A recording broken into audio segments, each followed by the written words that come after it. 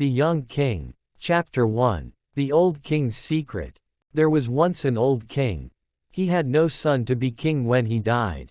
His people were very worried. Who will be the next king? They asked. But before the king died, he revealed a secret. His only daughter, the princess, had a child. In secret, she married an ordinary man and they had a son. Some people said her husband was an artist and some people said he was a musician. But his identity was a mystery and nobody knew about their secret son. When the baby was a week old, some men took him while his mother was sleeping. The princess died immediately. Some people said for sadness. Other people said someone gave her poison in a cup of wine. The men left the baby with a very poor family. This poor family lived in the forest and the boy became a shepherd. He looked after goats all day. The old king made an important decision. The boy must be the new king when I die, he said. He sent his servants into the forest. Find the boy and bring him here. The servants found the boy and brought him to the palace. When the boy arrived, he was very happy. He immediately fell in love with all the beautiful things around him. He took off his old leather tunic and put on his fine new clothes. Then he began to explore the castle. He ran from room to room admiring all the beautiful statues, paintings and jewels in the palace. The people of the city talked about him. The young king spends all his time admiring statues, they said. Beauty and art are the most important things for him. In fact, the young king was so fascinated with beautiful objects that he wanted more of them. He sent merchants to India to buy ivory and jade. He sent men to Persia for silk carpets, and others to find amber in the north. He sent servants to look for green turquoise in the magic tombs of the Egyptian kings. The young king thought about all these things, but most of all he thought about his coronation robe. He was 16 and it was his coronation day the next day. He was very happy because he had a beautiful coronation robe of gold, a crown of rubies and a scepter of pearls. He ordered men to work night and day to prepare his coronation robes. Search the whole world for the biggest rubies for my crown and the most beautiful pearl for my scepter, he said. The young king was in his beautiful bedroom and he was thinking about his coronation robes. It was night time and he looked around him. The room was full of silver and gold and beautiful colors. Through the window he could smell the perfume of jasmine, he could hear a nightingale singing and he could see the moon shining. Servants arrived and put flower petals on his pillow. He was very happy. Tomorrow was his coronation day. He played beautiful music on his lute and at midnight he closed his eyes and went to sleep. That night the young king had a dream. Chapter 2. The Dreams. This was the young king's dream. He is in a horrible, dark building. There is a terrible smell, the small windows have bars and not much sunlight can enter. But in the poor light the young king sees lots of people working. They are making cloth. They are very thin. Their faces are hungry and their hands tremble because they are tired. Pale, ill children sit in the dark corners of the room. The young king watches them. A man speaks to him angrily and asks, "Why are you watching me? Are you my master's spy?" "Who is your master?" asks the young king. "A man like me, but I have poor clothes and I am very hungry." He wears beautiful clothes and is very rich. We work for him all day. We make wine and he drinks it. We work on the land but he eats the food. We are his slaves. "But this is a free land," says the young king. "You are no man's slave. In war, weak men are the slaves of strong men. In peace, poor men are the slaves of rich men. Are you all slaves?" "Yes, the women and the children. The old and the young." Suddenly the young king sees the cloth on the machine. It is gold. The young king is terrified. "You are making some very beautiful gold cloth. What is it?" "It is for the coronation robe of the young king," the man replies. When the young king heard this he screamed and woke up. But then he saw the yellow moon at the window and soon slept again. He had another dream. This was his second dream. He is on a long boat. The sun is very hot and 100 slaves are rowing the boat and working. The master of the boat is giving orders. He is black like ebony and has a red silk turban on his head. In his ears he has big silver earrings. Someone is whipping the slaves while they work. Finally the boat arrives in a small bay and the master throws the anchor and a long rope ladder into the sea.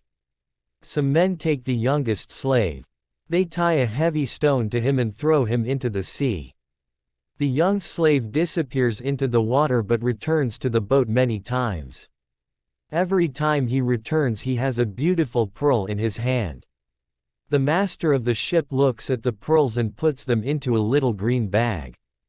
The young slave returns to the boat for the last time. He is very pale and tired. In his hand he has a very beautiful pearl. The pearl is round and white like the moon. But the young slave's ears and nose are full of blood. He falls and dies but the master of the boat laughs. He takes the pearl from the young slave's hand and the other slaves throw his dead body into the sea. This pearl is for the scepter of the young king, he says. When the young king heard this he screamed and woke up but he saw the stars at the window and soon slept again. This was his third and last dream. He is in a tropical forest. It is full of strange fruit and beautiful, poisonous flowers. There are snakes in the grass, parrots in the trees and monkeys and peacocks all around. The young king sees lots of men working in a dry river. They are digging the ground and cutting big rocks and stones. Death and Avarice are in a dark cavern. They are also watching the men. Death says to Avarice, "Give me 1/3 of your men," but Avarice refuses. "No. They are my servants," she says. Death is very angry when he hears this. He sends Malaria to kill 1/3 of the men. "What have you got in your hand?" Death asks. 3 grains of corn. "But why are you interested?" she asks. Death says, "Give me 1 grain of corn to plant in my garden." But Avarice replies, "No, it is my corn," and she hides the corn in her pocket. Again, Death is very angry when he hears this and calls Fever. Fever comes in a red robe like fire. He touches 1/3 of the men and kills them. "Now give me a grain of corn for my garden," says Death. "No, never," replies Avarice. Death is extremely angry and calls Plague. Plague arrives from the sky, flying like a bird and kills the rest of the men. Avarice screams and runs into the forest. Death takes his red horse and rides away, fast like the wind. And then dragons and terrible monsters come out of the rivers and the valleys. The young king cries and says, "Who were those men? What were they doing?" "They were looking for rubies for a king's crown," replies a voice behind him. The young king turns and sees a man in white. This man has a mirror in his hand. "Which king?" he asks. "Look in this mirror and you will see the king," replies the man in white. He sees his face in the mirror, screams and wakes up. He sees the sun shining at his window. It is his coronation day. Chapter 3: The Coronation. A servant arrived with the coronation clothes. They were extremely beautiful but the young king remembered his dreams. "Take these clothes away. I don't want to wear them," he said.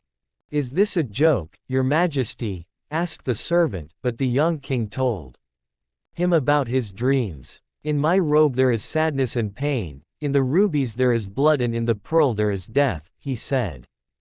The servant replied, "Please forget your dreams. Put on the robe and the crown. The people will not recognize a king without a crown and a scepter." But the young king put on his old tunic from the forest and took his shepherd's staff. "I arrived in the palace with these clothes and I will leave the palace with these clothes," he said. "Now I am ready for my coronation." A servant asked him, "Where is your crown?" And he took a briar of thorns from his balcony. "This will be my crown," he replied. The young king rode his horse to the cathedral. The people laughed when they saw him. "This is not the king but the king's servant," they said. He explained his dreams, but one man was angry and said, "Do you not know that rich people give poor people work? It is difficult to work for a hard master, but it is more difficult to work for no master. Please return to the palace and put on your coronation robes." "The rich and the poor are brothers," he replied, but the people laughed again. He arrived at the great door of the cathedral, but the soldiers stopped him. "What do you want? Only the king can enter by this door." "I am the king," he replied. The bishop saw him and asked, "Where is your crown? Where is your scepter?"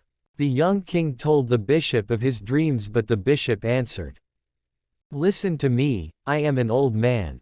There are many bad things in the world, but you cannot change them all. There are thieves and pirates and beggars, but you can't make these things disappear. They are too much for one person. Go back to the palace and put on your coronation clothes." But the young king passed the bishop and entered the cathedral. He went to the altar and looked at the image of Christ. He saw the light of the candles and the smoke of the incense. Suddenly a crowd of people ran into the cathedral. They had swords and were very angry. "Where is this king dressed in beggar's clothes?" they cried. "We must kill him because a beggar cannot rule us. He will be bad for our country." But the young king prayed silently in front of the altar. Then he turned and looked at the people sadly. At that moment a ray of sun shone into the cathedral. It illuminated the young king at the altar. The sun made a beautiful robe around him. Red roses grew on his dry crown of thorns and white lilies grew on his staff. The roses were redder than rubies and the lilies were whiter than pearls. Music started to play and voices started to sing. The glory of God filled the cathedral. The people knelt down. "He is crowned by someone greater than me," the bishop said, and he knelt in front of the young king. The boy came from the altar and passed the people. But they didn't have the courage to look at his face because it was the face of an angel.